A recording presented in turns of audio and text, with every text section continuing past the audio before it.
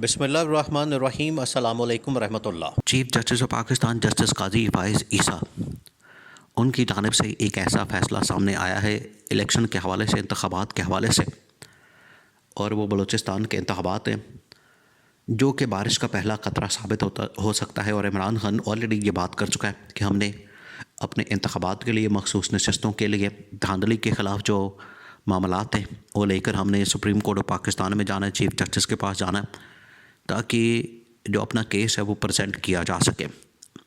और chief justice पहले ही बलूचिस्तान के एक हलके के अंदर दोबारा से इंतख़ाबात का ऑर्डर दे चुके हैं। अब ये इंतहाई अहम मामला है, इसको आपने समझना है। देखें, बलूचिस्तान का एक हलका, वहाँ पर कैंडिडेट ने पिटीशन दायर की थी सुप्रीम कोर्ट ऑफ पाकिस्तान में कि वहाँ पर मेरे साथ धांधली हुई है, और ये एक हलका है छोटा सा सूबाई असम्बली का। तो इमरान खान जो इस वक्त शोर मचा रहा है कि मेरे साथ तकरीबन कुछ 100 सीटों के ऊपर धांधली की गई है, 100 सीटों के ऊपर। और किसने की है? इलेक्शन कमीशन ऑफ पाकिस्तान एक, दूसरा पीपल्स पार्टी, और तीसरा नून लीग। ज़्यादातर तो वहाँ पर नून लीग ही जितवाए गए हैं, क्योंकि ये सारे जितने ज़्यादा हल्के हैं इमरान खान के, वो सारे के सारे सेंट्रल पंजाब और पंजाब के इलाक़ों से हैं। तो वहाँ पर ये नून लीगियों को जितवाया गया है, उनको ये सीटें दी गई हैं। जिस तरह से लाहौर के अंदर आप मोटे मोटे हलके उठा ले, नवाज शरीफ वाला हलका, उसको जितवाया गया, ओन चौधरी को जितवाया गया। तो ये जो हलके हैं ये इमरान खान के, फिर वो कमिश्नर रावलपिंडी के मुताबिक 13 के 13 हलके इमरान खान के जीते हुए, लेकिन नून लीगियों को जितवा दिया गया वहाँ पर। तो इस तरह से टोटल मिल मिला के ये 100 के करीब हलके बनते हैं जहाँ से इमरान खान को हरवाया गया। अब इसके पीछे बराह रास्त नवाज शरीफ का, शहबाज शरीफ का, मरीम नवाज़ का, और इलेक्शन कमीशन ऑफ पाकिस्तान ये, और कमिश्नर रावलपिंडी ने तो 2 लोगों का नाम लिया, उसके अंदर चीफ इलेक्शन कमिश्नर और चीफ जस्टिस ऑफ पाकिस्तान थे।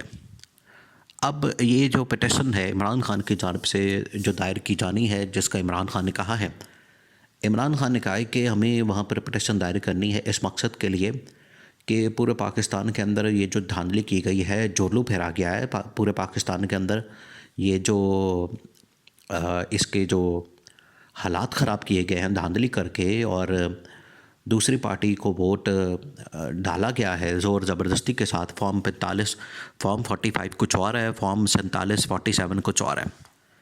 तो ये जो किया गया है 2 नंबरी और जालसाजी और हेरा फेरी की गई है, इसके ऊपर chief justice of Pakistan justice Qazi Faez Isa को चाहिए कि वो नोटिस लें।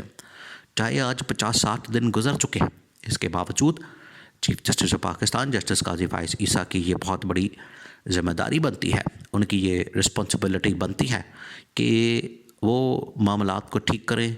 और धांधली के ऊपर देखें, जहाँ पर चीफ जस्टिस ऑफ पाकिस्तान इस बात का क्रेडिट लेते हैं, जस्टिस जो उमर अता बंदियाल थे साबिक चीफ जस्टिस, उनके दौरे हुकूमत में उन्होंने बड़ी कोशिश की कि पाकिस्तान में इंतखाबात हो जाए, लेकिन उस वक्त रुकावट कौन थी? PDM वाले, शहबाज शरीफ, मरीम नवाज़, मौलाना फजलुर रहमान, आसिफ जरदारी, ये वो लोग थे जो कि रुकावट बने हुए थे। ना पंजाब के अंदर इलेक्शन होने दे रहे थे, ना वो KP के अंदर इलेक्शन होने दे रहे थे, और वफाक के अंदर भी बाद में जब निगरान सेटअप आ गया तो निगरान सेटअप लंबा चलाने की तैयारी थी। लेकिन इसके अंदर ये जो मौजूदा चीफ जस्टिस हैं काजी फाइज़ ईसा, ये क्रेडिट लेते हैं इस बात का कि हमने इस चीज़ को मेक श्योर किया कि पाकिस्तान के अंदर तमाम हलकों में, पाकिस्तान में, पूरे पाकिस्तान के अंदर इंतखाबात करवाने हैं। और इसके लिए हमने कोशिश की, हमने जान मारी, और ना सिर्फ इलेक्शन कमिश्नर को इस मामले के ऊपर एक किया, बल्कि सदर पाकिस्तान को, दोनों को एक जगह पर बिठाया, मिलाया, और दोनों के दरमियान पैचअप करवाया। दोनों ने आखिरकार इस बात के ऊपर मुत्तफ़िका एक ऐलान किया कि ठीक है, हम इलेक्शन की तारीख का ऐलान करते हैं। तो इस बात का credit chief justice of Pakistan लेते हैं।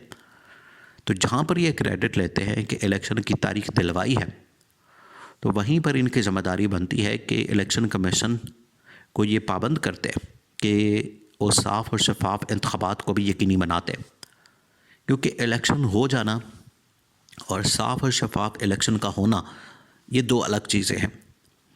इलेक्शन तो इस तरह से जो पाकिस्तान के अंदर हुए हैं, इस तरह से तो कोई भी करवा सकता है, और जिस तरीके से मुल्क के अंदर धांधली करके, झोरलू फेर के और हेरा फेरी से पीटीआई को हराया गया है और नून लीग को जितवाया गया, ये तो कोई भी कर सकता है।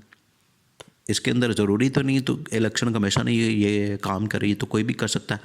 फिर जो 100 अरब रुपया लगाया वो छोटी रकम तो नहीं है, 100 अरब रुपया, क्योंकि इलेक्शन करवाना पूरे पाकिस्तान के अंदर इस एक्सरसाइज को करवाना, तो अगर ये सब कुछ करके एक बड़ा इदारा है जिसके ऊपर अरबों रुपया लगता है, फिर इलेक्शन की एक्सरसाइज के ऊपर 100 अरब रुपया लगा है, तो फिर भी ये पूरा का पूरा इलेक्शन प्रोसेस, पूरा का पूरा इदारा और उसका जो सरबरा है वो मुतनाज़ हों और उनके ऊपर उंगलियां उठे, सवाल उठे, ना सिर्फ पाकिस्तान के अंदर से बल्कि आलमी सतह से भी उसके ऊपर उंगलियां उठें, तो फिर इतना पैसा खर्च करने का फ़ायदा कि उसके बावजूद आपके ऊपर लोग उंगलियां उठा रहे हैं। तो ये चीफ़ जस्टिस ऑफ पाकिस्तान को मेक श्योर करना चाहिए था कि वो इन इलेक्शंस को साफ़ और शफाफ बनाने में भी किरदार अदा करते, जो कि उनकी जानिब से नहीं किया गया।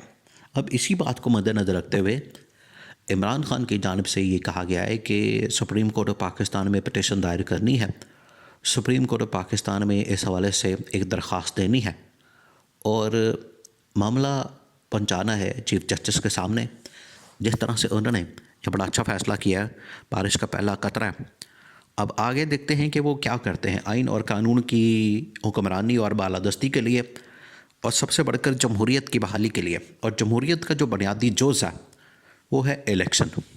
तो अगर आपके इलेक्शन ही इस तरह के धांधली ज़दा हो जाएंगे, तो उसकी बुनियाद के ऊपर जो इमारत और बिल्डिंग खड़ी होगी, जो उसकी बुनियाद के ऊपर जो हुकूमत बनाई जाएगी, वो फिर वो भी धांधली ज़दा और मुतनाज़ होगी।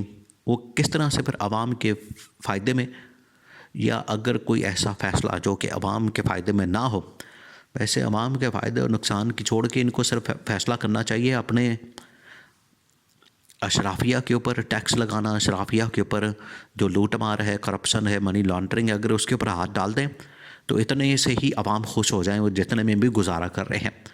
लेकिन मसला यहाँ पर ये होता है कि आवाम के ऊपर टैक्स लगा देते हैं, आवाम को मार देते हैं, जो पहली बेचारी मरी होती है, और ख़ुद मौजे मारते हैं बड़ी बड़ी गाड़ियों में, और सारा माहौल आपको पता ही है।